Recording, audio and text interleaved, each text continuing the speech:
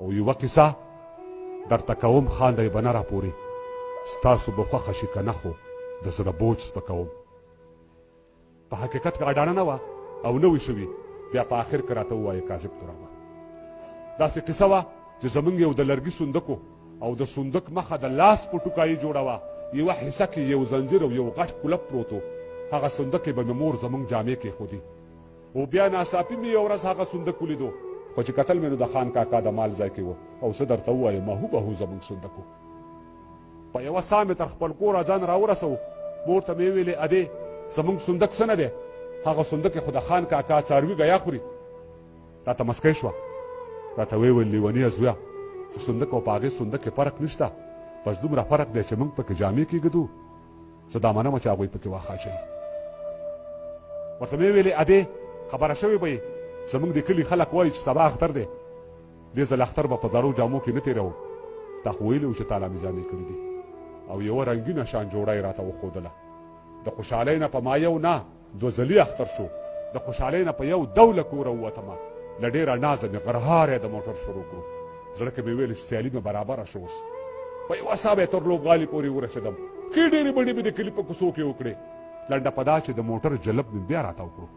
د خولې هارن به مې وهلو بریک ته هم ودرېدم په لاره لاره مې دوه درې ماشومان هم ووهل د خوشحالۍ نه مې په هېچا نظر نه لګېدو په یوه منډه مې تر کوره ځان راورسوه د کلي ښځې به راتلې خپلې جامې یې وړلې خو چې کتل مې د ګاونډ نه یوه ښځه راغله او مور ته مې ویلې چې پلانۍ جامې دې وګنډلې د دې خبرې سره یې سم هغه جوړه واخیسته کومې چې ما ته مور ویلي و چې ستا جامې دي خو ما یې د لاسو نه راکش کړې دا زما جامې دي هغې په ډېره بدسترګه یې ما ته پیغور راکړو مور ته مې خپله مزدوري ورکړه او یې ویډلې او زه په ژړا شوم او مور ته مې ورمنډه کړله هغې سینې پورې جوخت ونیولم ښه د لاسه یې راته راکړه خو قانع یې نه کړم او دومره مې وژړل چې تاسو خبر یې ژړېدلو کې بلا خوند دی چې د خفګان نه یوې ګرمې تبې ونیولم او اخر مې مور راته سوګند په یوه جوړه وخوړو ویل ته وده شه زه د شپې تالا جامې ګنډمه او د ټیکري په یوه پیسکه یې سر وتړلو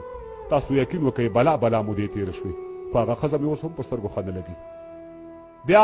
د سهار د ملازانه سره ډزې وشوې خو دغه ډزې د اختر پسې لا تېزې شولې خو چې راویښ شوم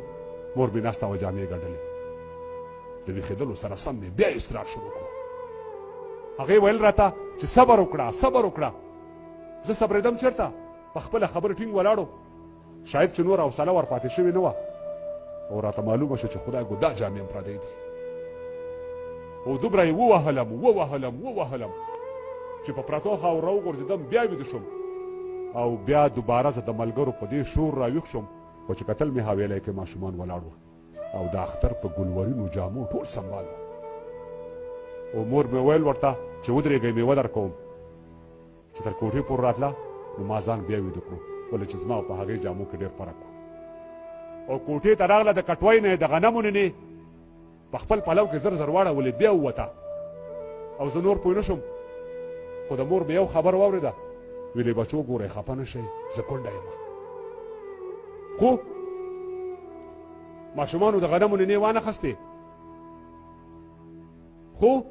ماشومانو د غنمو نینې وانه خستې مور مې په ډک پلو په ستو قدمونو راغله هغه نینې په یو چت جام کې ور واړولې په سوچ کې کېناسته تندي ته یو لاس ورکړو بیا یې د سترګو نه دوه غټې اوښکې راغلې بیا پسې نورې راغلې بیا زه په خړ مخ له پراتو خاورو راپاڅېدم ورته مې ویلې مورجانې زه جامې نه غواړم خو په دې مې پوه کړه چې د هر اختر کې ولې ژاړې ویل متي الله ته لا په دې مجبورۍ نه پوهېږې